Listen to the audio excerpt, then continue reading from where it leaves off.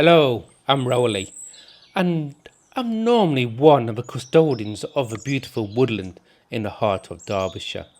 However, at the moment, I'm on my annual holiday in Poland, and today's video blog is 165, and it comes from a hotel room in Szczecin. This morning, we took a walk through some parkland, and I found myself completely mesmerized by a tree. Well, what I thought was a tree. I had absolutely no idea what it was called, but something about it stopped me in my tracks. Unfortunately, not long afterwards, the heavens opened and I wasn't able to capture much footage to accompany this video. Still, I had completely fallen in love with its beauty, so research was needed, and as always, gallons of coffee.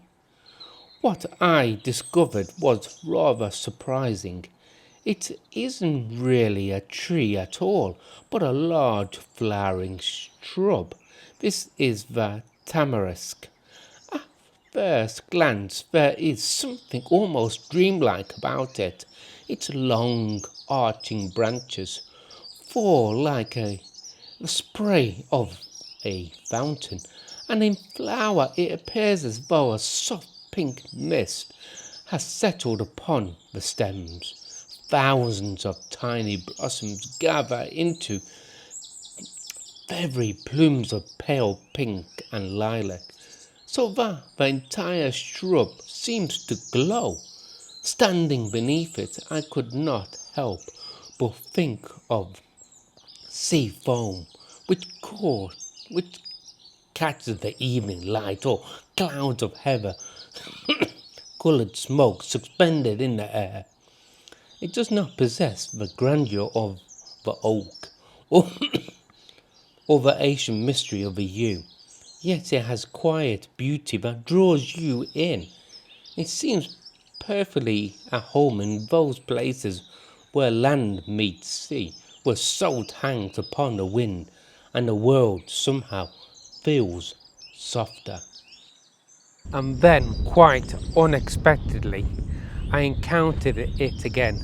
As you can see from the background, I'm now standing on the coast of Pomerania, and I was amazed to find the tamarisk growing here too, almost as though it had followed me from the parkland of Szczecin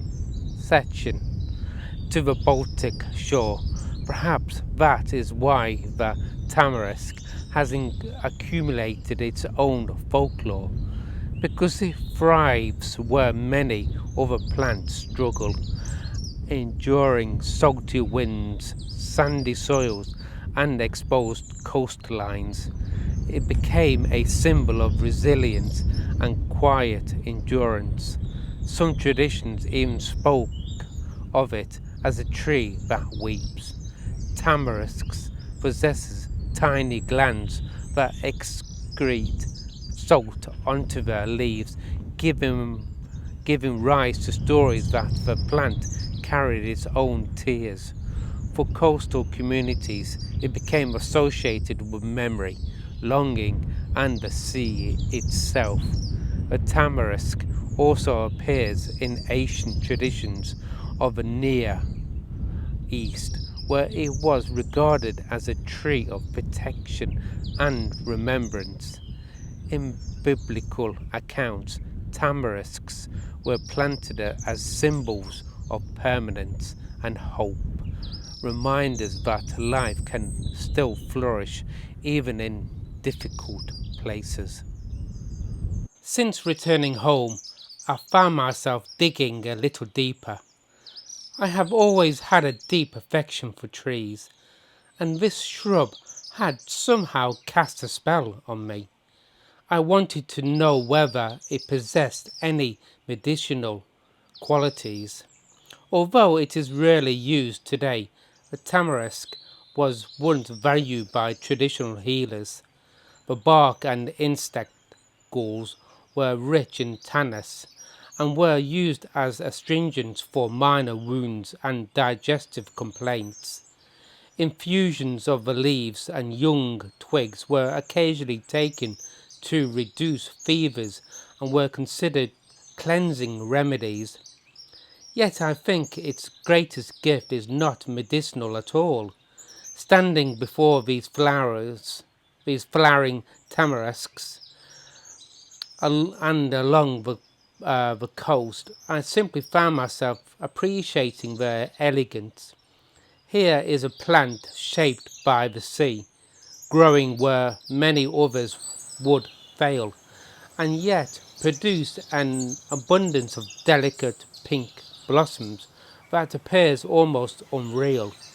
Perhaps there is a lesson in the tamarisk. It reminds us that gentleness is not weakness, that beauty often thrives in the most exposed places, and that even in harsh conditions life still finds a way to flower. And perhaps that is why, long after leaving Poland, I suspect I will still remember these soft clouds of pink blossom, swaying gently in the Baltic breeze. So thank you for watching this kind of extended version of Custodians of the Woodland, and I do hope to see you again.